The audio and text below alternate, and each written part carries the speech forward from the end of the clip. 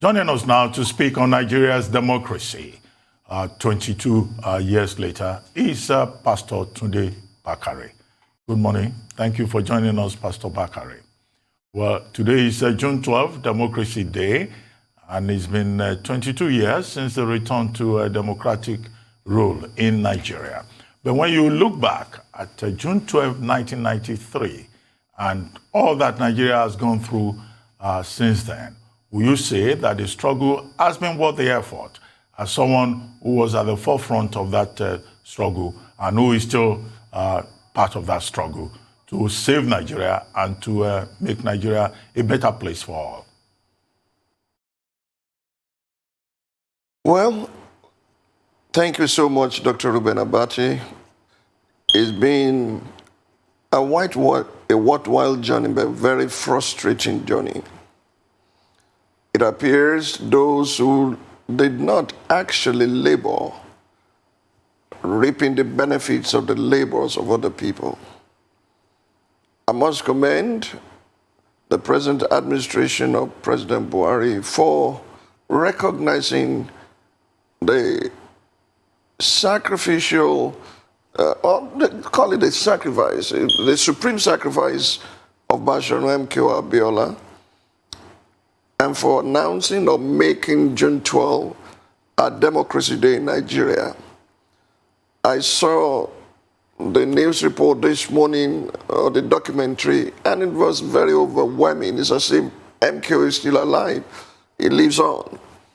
And then now they've declared June 12 Democracy Day, and they've given him what was befitting, GCFR, and to Gani Fahimi also, who laid down his life for that struggle, GCON. Yes, it's been worthwhile, but we are not where we are supposed to be. And if you are listening to the president this morning, he's still part of the people praying that we will forge ahead and will be able to leave this ugly past behind us. But truth be told, many lives that were lost will continue to put demand on those who are alive to do what is right by the sacrifice of those who lay down their lives, that there should be democracy at all. And those who have benefited of where they sowed little and no seed, they should also rise up and say, let's put our nation first, let's prioritize the peace and the progress of our country, and let's think of the poor masses of this country who need not have been in poverty if they had allowed the democratic process to take firm root in 1993, and we have built upon it today. So the journey has been worthwhile, but it's very, very frustrating. Well, Pastor Bakare, in 2016, you had called on the Nigerian government to bring a closure to the June 12, 1993 issue. Will you consider the step taken by President Buhari in 2018 to name June 12, Democracy Day, as different from May 29, which was originally Democracy Day, the fulfillment of that your request, that we should bring a closure to it? Do you think that enough has been done to acknowledge the martyrdom, the symbolism, the significance of the sacrifice made by MKO Abiola? But we'll take a quick break. When we return, then we'll come back to you and the conversation will continue. We'll be right back.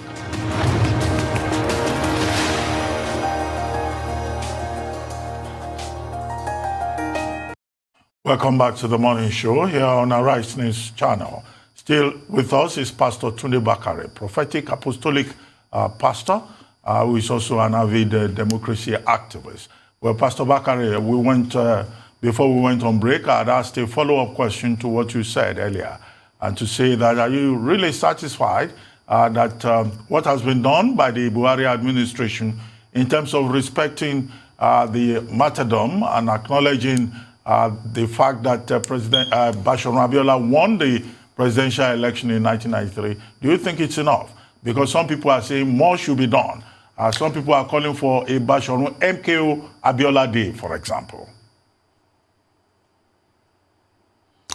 Well, it would not be too much if there's a Bashorun Abiola Day, The truth of the matter is, as far as I'm concerned, we have too many public holidays in this country, but to honor him with a day, just like they did to Martin Luther King Jr., will not be out of place. But let me tell you what I truly feel inside of me. Bringing a closure to the June 12th saga, honoring MKO Abiola for his heroic sacrifice, for the martyrdom, it's wonderful that they shifted the day from May 29 to June 12, and they gave him GCFR alongside with Gani Fahimi, who they gave GCON. Wonderful. But that's not a total closure. What did he labor for? What did he lay down his life for? Did he lay down his life so that the poor will continue poorer? Did he lay down his life so that we'll continue to be a backward nation and a nation almost on its knees right now with all the chaotic disorder, banditry, terrorism, and all kinds of things afflicting us? That children cannot go to school freely, that parents are afraid, that Nigerians are sleeping with their eyes wide open. The proper closure will be to do the right thing, and there are significant steps that the present government can take to make that happen. We must look at reconciliation, for example. I look at three things that are major to bring a total, final, a kind of permanent closure to the sacrifice of those who laid down their lives. A reconciliation. We must think of reconciling our nation in from different fronts and angles. We must think of a reconstitution, because the present constitution cannot even deliver what MKO died for.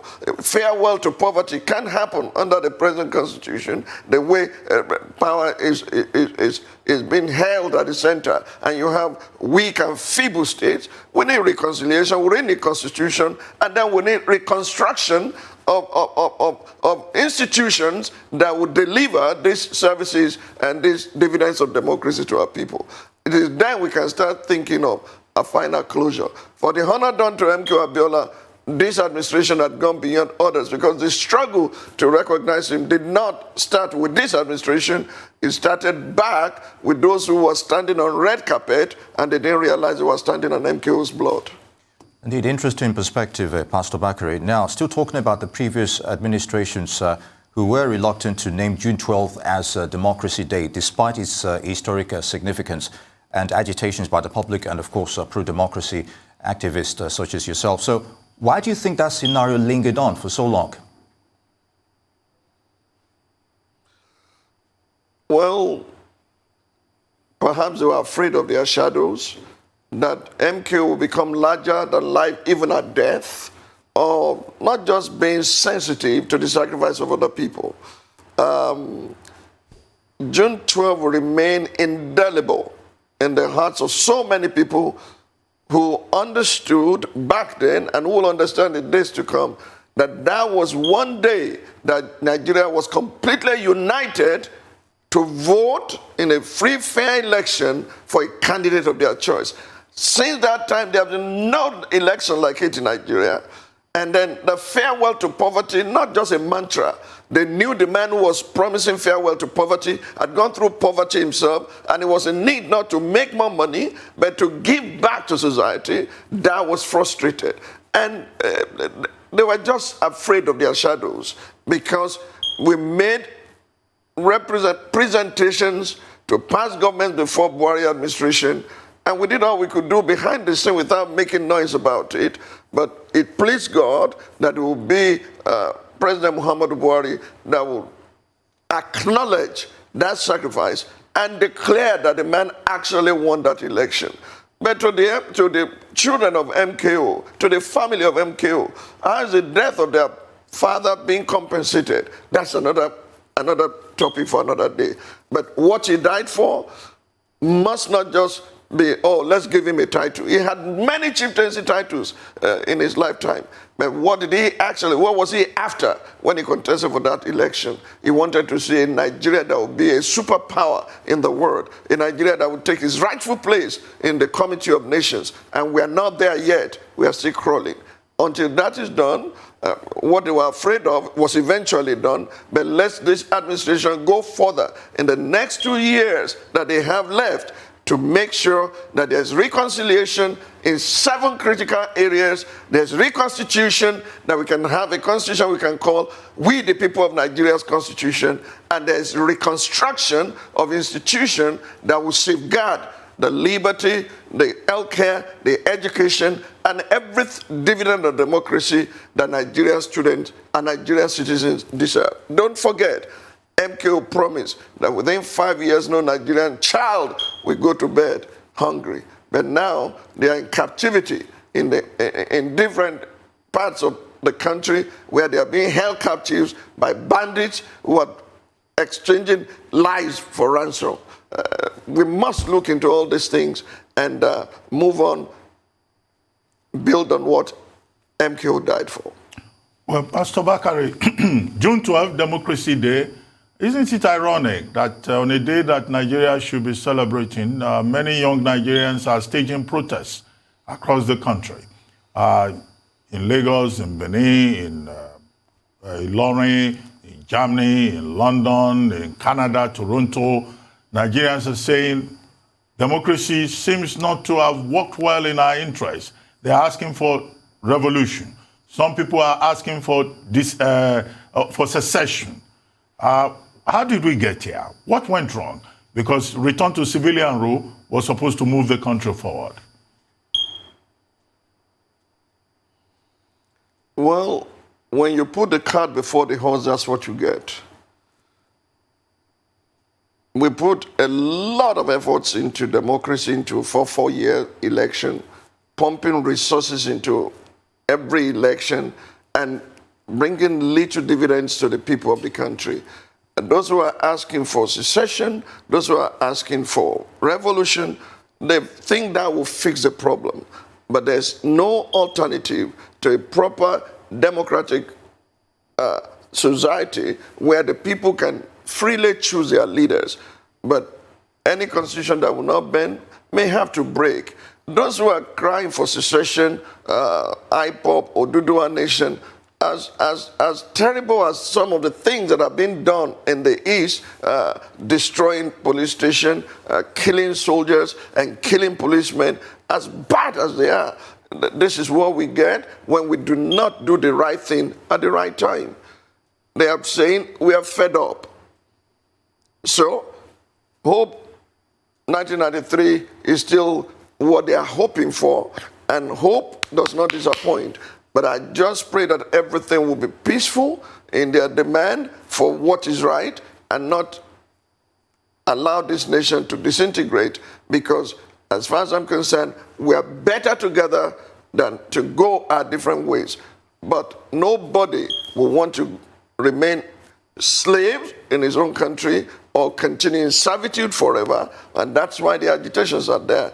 But the government can take a proactive step by ensuring reconciliation in 7 fronts that I've said. And if I'm allowed, I'll be able to give you those 7 points that I think if they look and focus attention on that and let men of goodwill, respected people, arise to foster reconciliation amongst the ethnic nationalities in our country, and then we do a reconstitution, come up with a proper constitution, you will see that everyone agitating will begin to think, now we see a light at the end of the tunnel. Until that, it is natural for human beings to continue to protest. I protested as a student, I protested as a pastor, and at my age, there's still temptation to actually flag up a campaign for order in this country. But I'm keeping my powder dry in the hope that this government will continue to build on what they did by honoring MKO.